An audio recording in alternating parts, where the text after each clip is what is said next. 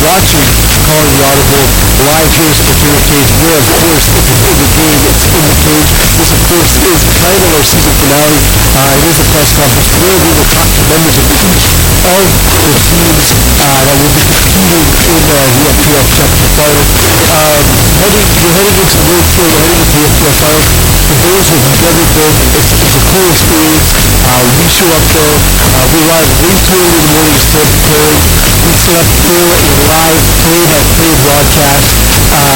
And do so. We have a whole presentation of the trophies and of course play of the game. In this game, we have two teams that could have easily come into the season as favorites. We have formerly teamless with veterans such as my co-host Jim Collectors to my right, as well as John Brown, who is here from earlier in the game.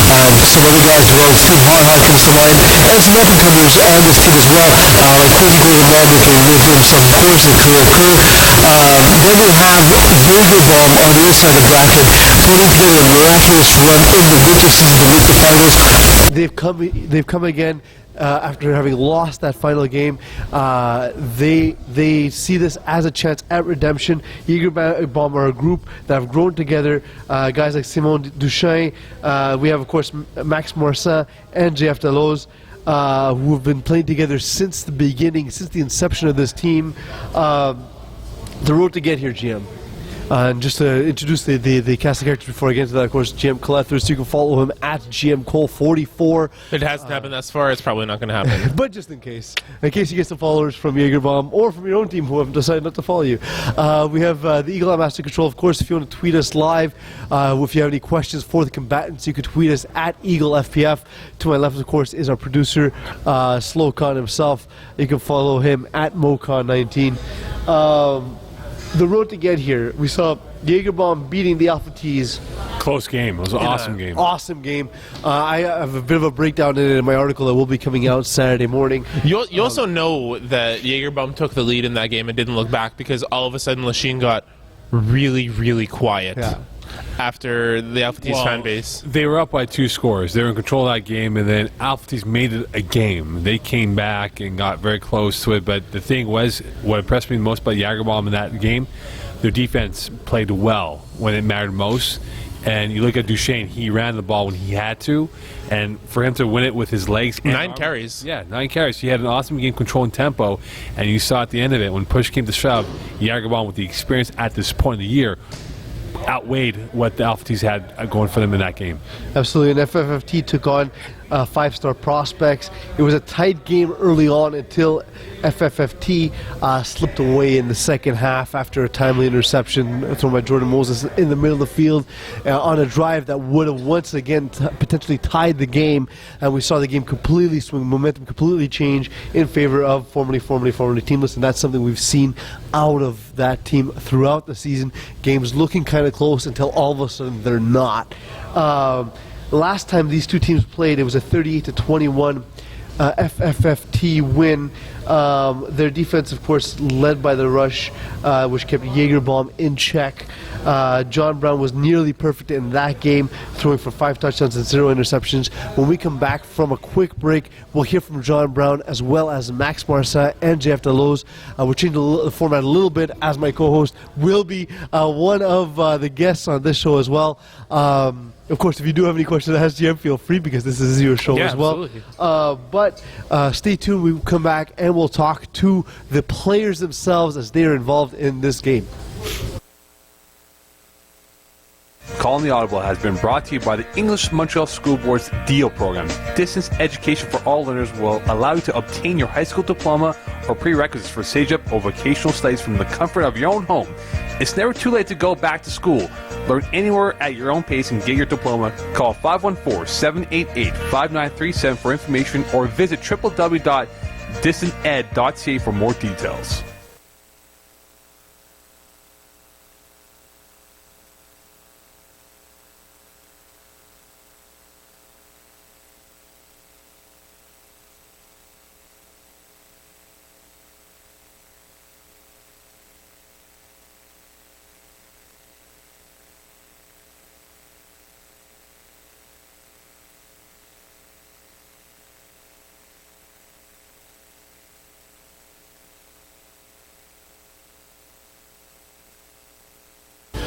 Welcome back, everyone. You were listening to and perhaps watching Calling the Audible, the flagship show of the FPF Broadcast Network.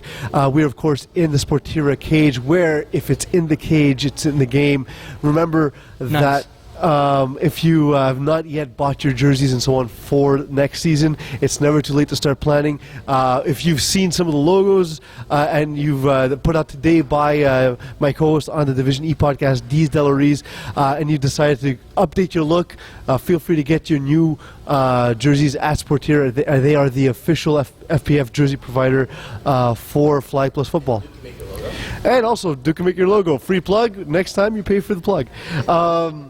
So, John, I want to start with you. John Brown, of course, to my right. To my left, I have Jagerbomb representatives. We have Max Marsan and JF Dalloz. But I want to start with John. Clearly you expected this team to be contender coming into the season. What set this team apart from other teams you've played on in the past? And how about what sets them apart from other teams in this division? Well, I think the first thing that I should say is that I didn't really know what to expect from this team. The first time I ever met any of these guys was week 1 at our game against, who did we play, GM? Week 1 we played against Bromigos. And, I think we were fortunate. We had a bit of an easier matchup week 1 where they were still figuring out who their QB was. And because we were still figuring out what we had. And what I quickly realized was that we had speed. We had a lot of speed on our team, and from there it was figuring out what people could do, what kind of routes we were all comfortable with. But all speed except for GM, of course. Oh, well, I'd say GM is. I would say that if Jagerbomb is watching this, they should know that they need to cover GM deep. He's our deep threat. That was our game plan. Sidelines, actually. Guys from Jagerbomb, a few seasons ago, the first time I talked about Simon Deschamps, I referred to him as Simon Deschesney.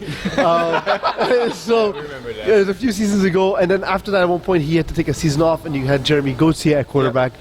And the idea was to try to go with the running quarterback. But we saw this past game, with his 9 carries, Simon's got some wheels himself. What has helped him develop into a dual-threat quarterback in his own right? Well, first of all, Simon is a pretty balanced quarterback. He can do everything. In the season, he hasn't run as much as he did in the past. He just didn't need to. We thought we had a difficult matchup against Alpha T's team coverage, so he just make the best out of the running game. So that's his best, I guess, weapon is his versatility. Absolutely, John. It's not too late for you to be able to start running as a quarterback. Am I allowed? I didn't think the quarterback was allowed to do that, to be honest. Don't you stop being allowed to do that after the age of 30? Yeah, pretty much. I think so. It's life makes that decision for you. One play per game, right? That's what the rules are? Guys, I thought that formerly teamless would be formerly teamless, currently overrated coming into the season. I thought they would choke at some point. There's still a chance. Tell me why I'm wrong and why you'll win the championship.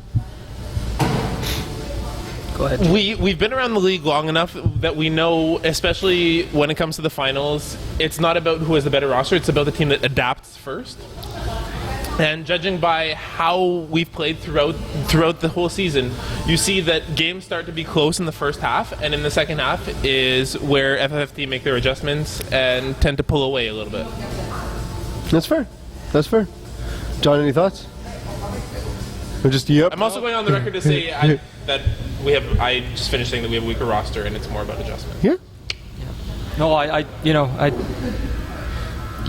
all I can say is that we'll see. I think we'll pull it through. We make adjustments, like GM said. Our defense is, without a doubt, in my mind, the strongest in the league, the strongest that I've ever played with. And as long as I'm having a decent game, I think that's our game to win right now. Cool, guys. I remember your first ever game in FPF. I was there with Eagle at Saint-Jean-Vianney, and you guys came over to ask us if you needed mouth guards to play in this league. You celebrated when you found out you didn't have to, and since then you've risen through the ranks quickly. How has that happened? Well, we've been playing together for Well, in FPF for 3 years, but we played together since like third year of high school. Okay. So like we know all the guys in their team except one guy, but I mean he was our friend, and I think we know out because we're never like the biggest team, we're never the fastest, we're never like the best hands. I don't know, but we just play well together, and I think we're good like football players, and that what's make the difference. That's how we finally like get to the second finals in a row. So I think that. Yeah. What I'd like to say is that Maxime is right. We've been a lot in high school, we've been together, but Simon Duchesne has never played a snap in regular football. So his first regular snap as a quarterback was in the FPF. So In his first game. exactly, in his first game, which we won, I guess, tightly. But what is important, I guess, to note is that we still had to develop, the chemistry, quarterback receiver thing. So we still had a lot to learn in this league. GF Dalloz, Max Marsan. Who's the best receiver on Jagerbomb? GF Dalloz for sure. Well, it's hard to say because I mean, all the receivers they have like not to say their specialties, but GF is probably like the best overall receiver we have. Jeff, do you agree? Who disagrees with being called amazing? How can he say? I would say this. I think I'm the receiver that gets the most the attention. I guess I noticed that usually the DB that lines up against me is usually the best on the opposite side, but. I would say this, Maxime, is a strong guy, which we plan to use a lot. Both guys are underrated currently. Let me just say, a couple good players. Right here. To be honest, it's a team that because they've risen together, we see that's sort of like a flaw in the rating system is that they haven't been a lot of standouts because they play so well as a team that there's a lot of underrated talent on Jagerbomb. Absolutely. That's actually the best type of team where the entire team slowly and gradually moves up instead of one player which can destroy the fundamentals of a team, right? So, absolutely. And speaking of underrated players, there's some guys that are We should talk about your team. On which team? No? You would disagree with that? I would say that we didn't really know what we were getting at the beginning of the year. Half our team has never played in FPF before. So there's a good learning process that needs to take place. We had to keep things real simple. So by saying that that you didn't know what you were getting, GM did not know you were getting the starting and backup running back from Finding Cheetahs. We're talking apples with oranges here. I mean, You're the first one to say that flag and tackle are completely. That's true. And to be fair, go ahead, Mo. You start with that. That if it wasn't for Mo Khan, this guy would not be throwing for his team. Mo Khan would be throwing. No, it wouldn't be. And throwing. I never heard that story. We were discussing our options, Steve Hot and I. Mokan alludes to this a lot, and I presented my sort of dilemma where it was almost as if I had already made up my mind when I brought up my facts to Mo. I said, look, like we have another option, but I want to play with John. I feel more comfortable with John. It's just he doesn't have that same kind of star appeal that the other potential quarterback had. And Mo said, trust your gut, stick with someone you're comfortable with, someone who you know is a... I'm not going to name drop who it was. You'll do it over drinks though, right? Yeah, for sure. So John, you've been the highest rated quarterback in the playoffs. Tell us why. Is it the hooks and slants? Thank you, Pete. High percentage. I run the shit out of it. I'll tell you that. I mean, when you got guys like GM catching everything that's thrown to them, it makes it easier. But we definitely change it up a bit more than we did early in the season. There was definitely a lot of hooks and slants. But now I think we have a more diverse playbook. Now that I know people's speed, there was a lot of criticism that I couldn't throw the ball more than 20 yards. But I'll say firsthand that was the criticism of you coming in. Yeah. And that's how we decided to play against you, and you guys torched us for that reason. It's still not. I'm still not a guy who can run around and just pop one off 40 yards on the run there, but when it needs to go deep, it'll go deep, and when for sure, we're all about adjustments on our team. We'll if these guys cover the deep, we'll play short. If they cover the short, we'll play deep or intermediate routes. And to GM's point, I did not rank formerly teamless in the preseason power rankings. My reason being that we didn't know, for example, how a guy like Khalil Kerr would play in flag football because it's not the same. So I, of course, was teasing with the ratings and so on. As for you guys, Jagerbomb, we have GF Dalloz and Max Marsan here. In the last matchup, FFFT beat you. What will be different this time around? Well, I think we just know what they're doing as a team, what kind of play they run, and we'll see. I mean, we lost against Alpha T's and we beat them in the last game of playoffs, so we never know. You know, it's like the NFL. Some team loses against the same, and when they match up again, well, it's different game. All right, Kwesi Gordon-Mall has been the go-to guy this season with 15 touchdowns, obviously.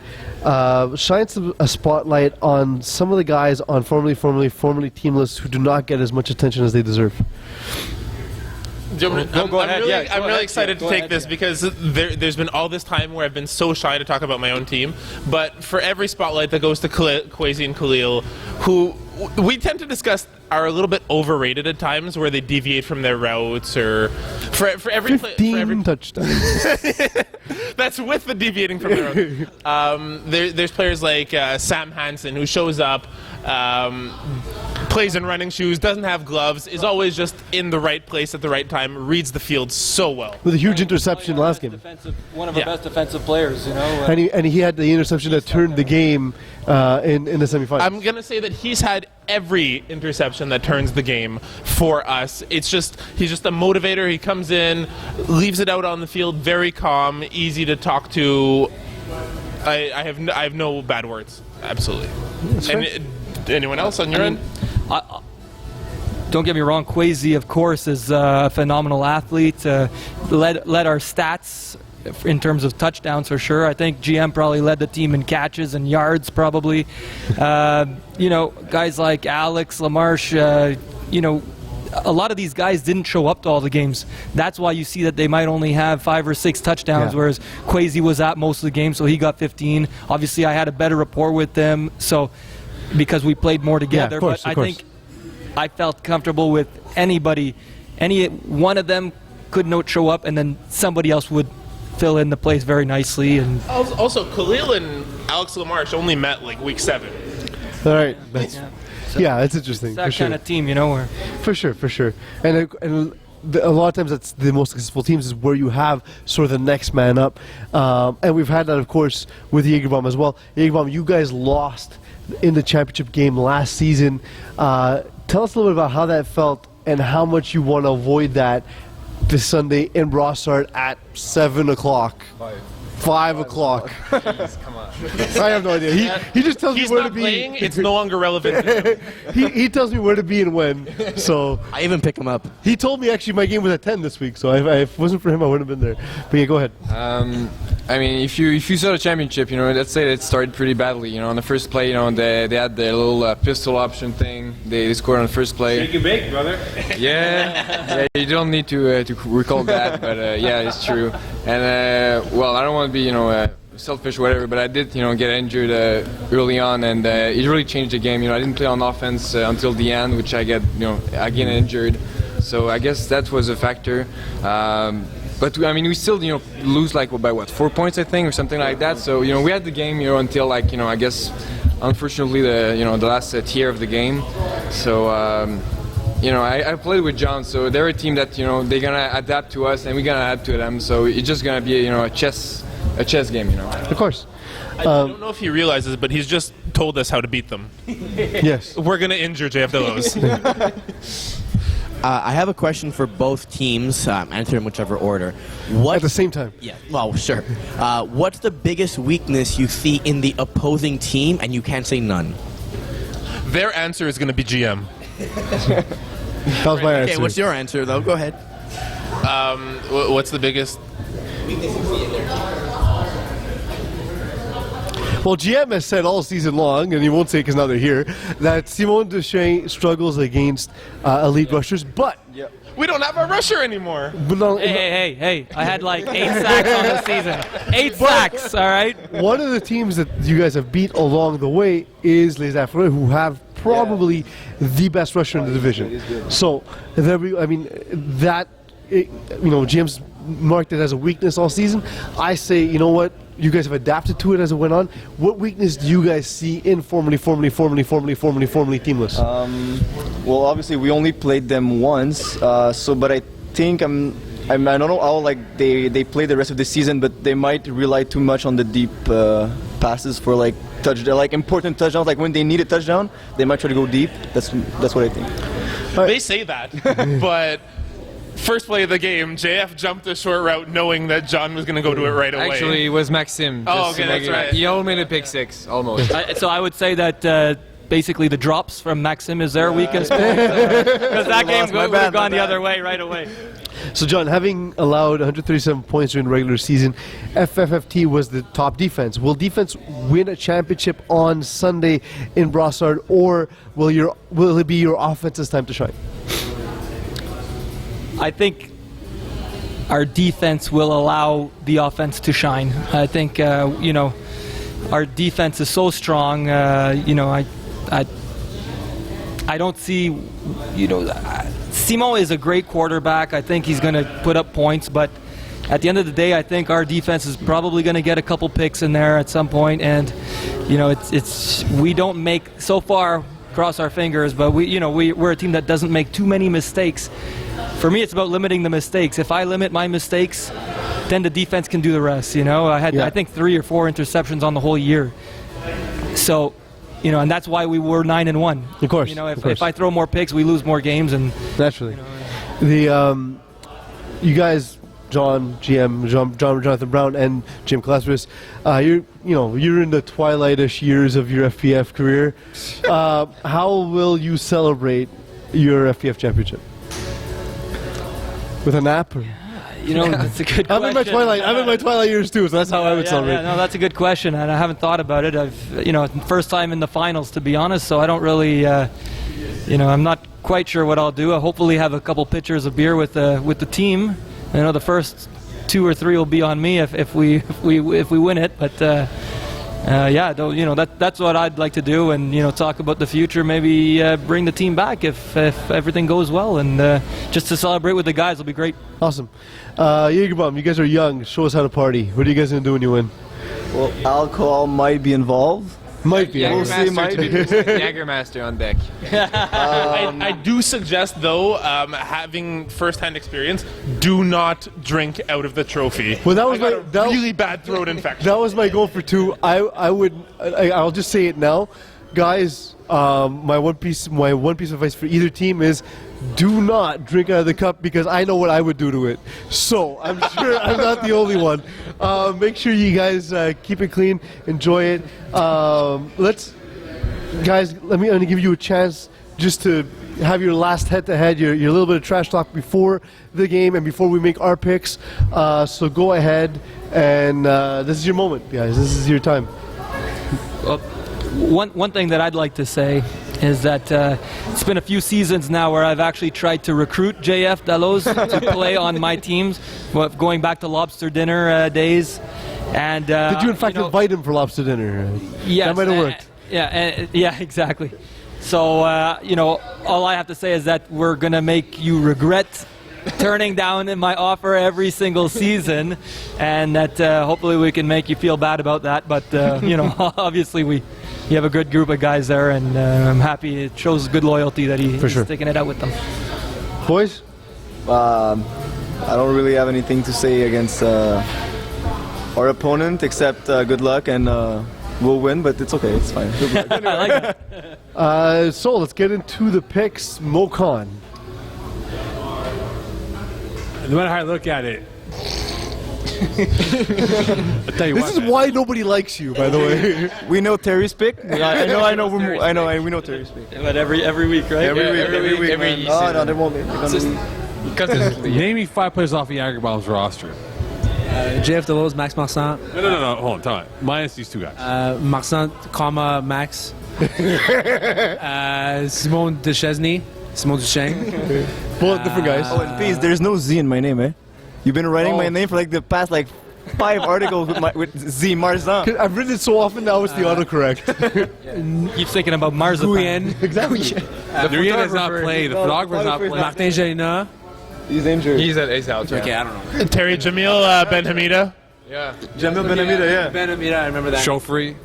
No, don't know. Gabriel Moreau Paquette. Moreau Paquette. All right. All right, so Mo, your pick, All right, please. my pick. I got these guys winning by Won in overtime. One. Oh! Overtime. Okay. Won overtime. Eagle at Master Control, your pick, since GM can't make a pick in this game. I'm going to go with Jaeger Bomb. Since that first game in Saint Jean-Vianney, I've jumped on the bandwagon, not getting off. Terry Tam, your pick. Never been on the bandwagon, clearly. But I do respect the Jagger Bombs. I'm going with formerly Teamers, currently overrated. All right, so I'm known for how impartial I am. We're not getting GM's pick. No, I have picked against my teams before. that's why I let you speak. Otherwise, you don't get a voice. Or else I got him. So as I'm known for my impartiality in the FPF media circles. That being said, Jagerbomb are my favorite team. I hope you guys lose. Jagerbomb will win by 10 points. Go Jagerbomb. Impartiality at its finest. So that being said, I'm going to go for one with a different point because GM kind of stole it before with the don't drink out of the cup. Take advantage because you never know when you'll be back. I had one trip to the finals, lost that game. I had a couple of seasons where I thought I'd get back and haven't since. So do enjoy the moment, guys. You guys are lucky enough to go back-to-back years. Try and pull out the win because it'll be a miserable few months if you don't. Same for you guys, John. It's your first trip. Do enjoy it. It's an awesome experience. Rob Campana and the rest of the FPF team did a great job of making it memorable. Eagle and Master Control, it's the one day where you do any work for this league, so please show up on time. And if you knock over my vodka again, you're going to hear about it. By that he means water. I want to thank the gentlemen from formerly Teamless, Jim Calethris and John Brown for making it out tonight all the way out to the mean streets of Anjou, as well as the boys from Jagerbomb, Max Marsan with an S, and JF Delos. Mokan, thank you for all the work you've done this season, the wonderful production work. Terry Tam, thank you for wearing Thank you for wearing that shirt that I almost wore as well. Eagle and Master Control, thank you for all the work you've done this season. And for one last time this season, thank you all for letting me be myself.